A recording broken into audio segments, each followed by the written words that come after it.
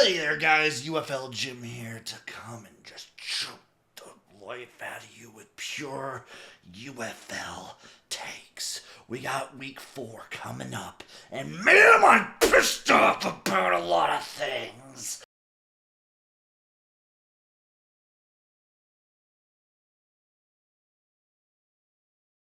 It's all about me.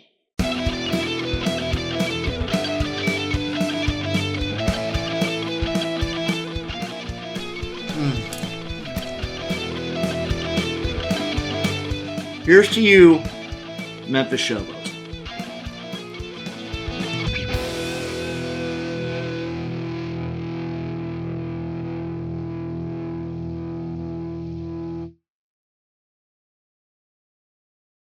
First thing I want to do is take a look at the league as a whole. What the hell is going on with these coaches? Wade Phillips with his beautiful sensual nipples, taking a leave of absence. Ken Wisenhunt doing his time cop bullshit yet again and taking a leave of absence. Dr. Heat taking a leave of absence and just joining fucking Reggie in Tennessee. This is some shit. This is bullshit. My league deserves better. I deserve better. But can they keep the momentum going? Can these dumb motherfuckers keep the momentum that they got from week 3 going? I don't know, because the social department and the marketing department doesn't even seem to exist. It's despicable.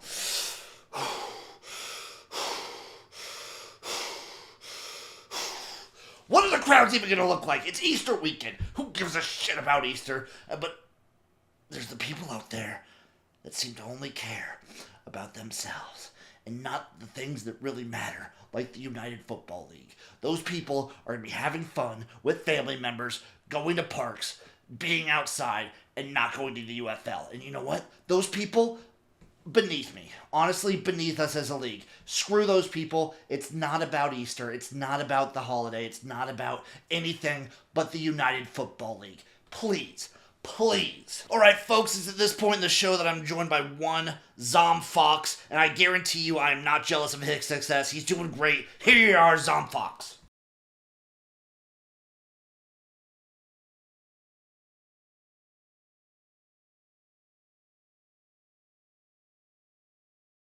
What the fuck is a Zomb Phox anyway, man? My channel is Zomb Phox UFL. Every week during the season, I post power rankings videos, a week review that covers what games just got played, as well as the attendance and TV ratings, my own game picks for each week, as well as looking over the players of the week. And I usually spice it up with one different video every week, and I do a live play-by-play for at least 2 games every week as well. What got you into spring football? Someone like you into spring football, huh? The main thing that got me into spring football was back with the AAF, actually, as seeing something that was this brand new kind of league and seeing all the new uniforms and all the different rule changes, even that the AAF had, and then, sucked to see it go down because being from NC, of course, when the Hurricanes owner Dundon ended up, buying the league for a bit and then followed the XFL in 2020 a bit less, but then when the USL came around, I'd done a lot of history, research kind of things, the original USFL, and I was like, man, I got to follow this league. And since then, I've been just fully headfirst in it. Who do you root for, bozo? The Michigan Panthers is the team I root for. A part of it is because Carolina Panthers and the Michigan Panthers. Another part is the uniform, some of the players. That's been the team I've followed the closest, so definitely the favorite team so far for me. What the fuck is Mike Nolan doing? What is he doing? Come on, can you answer that? Oh man, that's a good question. I personally feel like, and I've said it in other videos, that he's trying to not get Perkins hurt, is what I feel. Because this past week was the first week we've seen him do like multiple designed runs all season. That's just my theory, is that he's just trying to not get him hurt, and that's why I was putting in Etling so much and trying to make it seem like it was a QB battle. I don't fully believe that, but we're somehow 2-1, so I'll take it. What storylines are you looking into, huh? Do you need me to pry those storylines out of your face? Some people might call me a DC hater, but man, the Shannon Harris story is a great one. Seeing him come in as the interim coach and start the season 3-0 is just you love to see that spring football. I love to see these coaches getting a chance to be a head coach and then actually performing well as a head coach. Seeing Blake Williams come in for his dad and also have a great performance against the Battlehawks. Of course, what we saw of San Antonio, Wade Phillips being out with an illness. I mean, it's just the coaching storylines this season have honestly been the best part to me. If you could say one thing to those dipshits at the front office, the Danny Garcias, the Moose Johnsons, the Redbird Capitals, what would you say to them? I personally right now would spit in their face. I would say, why did you spend all this money on a new headquarters if you weren't going to do essentially any marketing whatsoever? They got this huge headquarters in Arlington, and the marketing from last year, this year somehow got worse. With expansion being all anyone cares about when people try to talk positive about the UFL, what cities would you go to, huh? Personally, for my own gain, a team in Raleigh, so I have a team somewhat near me. But I would say, if aside from that, I would say New Orleans or Seattle to bring back the Dragons or the Breakers, and then a team in either Columbus or Canton, just a team in Ohio. I think that Ohio area could be a really good one for spring football. And then either bringing back the Breakers or the Dragons would be what I would think would be a great decision for the league. Well, what are your week 4 picks? Memphis, Michigan.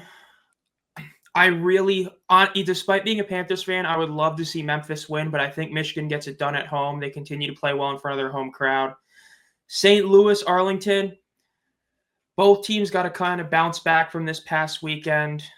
Ooh, that's a tough game to call right there. I could see either team winning, but my gut feeling right now is that St. Louis is going to have more to prove after that performance against DC, so I think they win. I think Birmingham beats Houston. I know Houston, back when they were the Gamblers, always pulled off an upset every year, but I think Birmingham gets the W there. And then I got to go with DC beating San Antonio. Is there anything else you want to shout out? Go ahead, do it right now. Hey, well, I'm on YouTube, I'm on Instagram, I'm on Twitter, just Zomb Phox UFL. Again, always got content coming out almost every day during the season. It's always, a fun time during the year. Most active on Twitter, Instagram. I'm a little bit active, but that's pretty much about it when it comes to all that. Thank you. That's enough! Okay, we're going to go into game number 1 now on Fox. Friday night. We have the Memphis Showboats taking on the Michigan Panthers.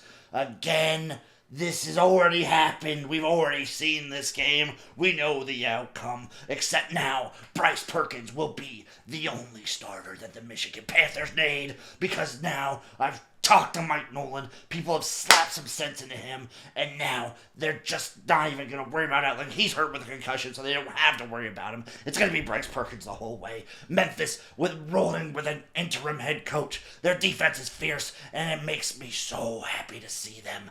Maybe they can rise from the ashes of 0-3 and do something to this Michigan Panthers team that they haven't had done to them in a while. And that's punch them right in the throat. I want to see the Memphis Showboats punch the Michigan Panthers right in their throat. This is going to be a defensive battle. In fact, this is going to be a defensive front battle, and I'm here for it. It pisses me off to watch these teams on Friday night because we've gotten shit Friday night games, and it's not going to happen this time. Not on my watch, damn it. Memphis versus Michigan. You book it, you watch it, you be there. We now roll into Saturday for our doubleheader. Starting off, we have an ABC. The St. Louis Battlehawks, the Arlington Renegades. Both teams looking to bounce back after embarrassing performances in Week 3. The Battlehawks getting just absolutely obliterated by the defenders, and the Renegades choking away any chance that they had to defeat the Dragons.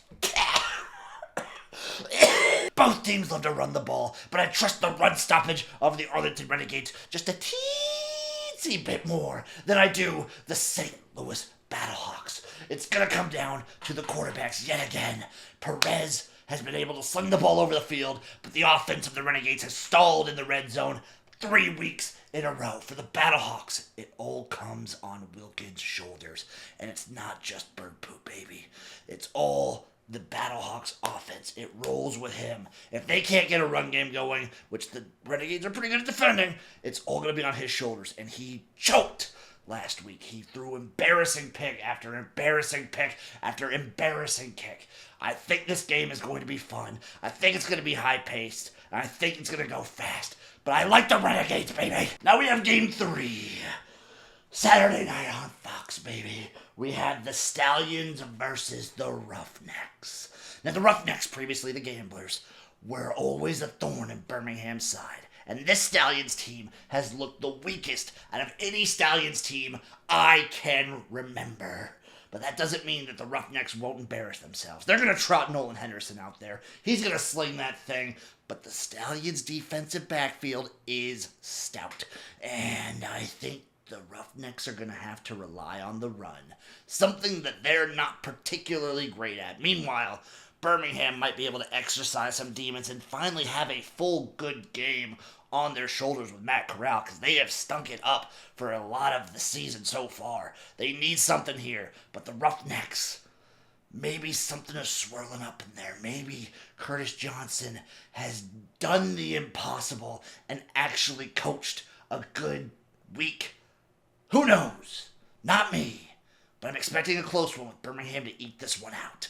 It's going to be fun. And finally, game number 4. The Brahmas versus Defenders on Sunday night at 5 p.m.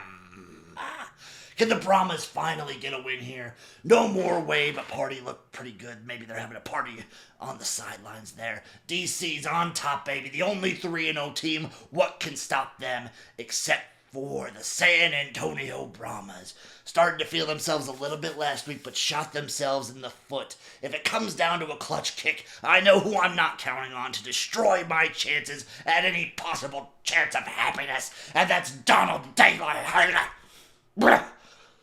The Defenders' defense has been all out. Blitz, blitz, blitz. I feel like that's going to put Kellen Mond into a blender and make him so confused he won't know which way is up. I don't love the Brahmas in this game. I feel like they don't have the chutzpah to get it done, and the defense has been lacking. Also, they are the most penalized team. They're sloppy, and that's not a recipe for success against the Defenders. Give me DC clean. And now it's time for me to give you my hot takes. Number 1, Nolan Henderson, most passing yards for the weekend. That's right. That's fucking right, baby. Next up, Anthony Becht. You're going to take a swing on a ref. You're going to see Anthony Becht try and chin a ref. It's going to be awesome. They're going to get some bad call. He's going to do a super challenge. He might even challenge Dean Blandino to an all-out cage match. Number 3, Perkins will try and hurdle somebody. Safe bet. You got to have a safe bet sprinkled in there. And number 4, Kellen Mond. Most INTs. There you go, people. And there you have it, folks. The Week 4 preview of the UFL with the UFL Gym. It's going to be a fun weekend. You better watch. You better ignore your family. You better turn on that TV. And you better watch some United Football League. Because that's what I'm going to do. I'm going to have my eyeballs glued to the television screen watching some premier spring football. And if you don't do it, you're not a real fan, and you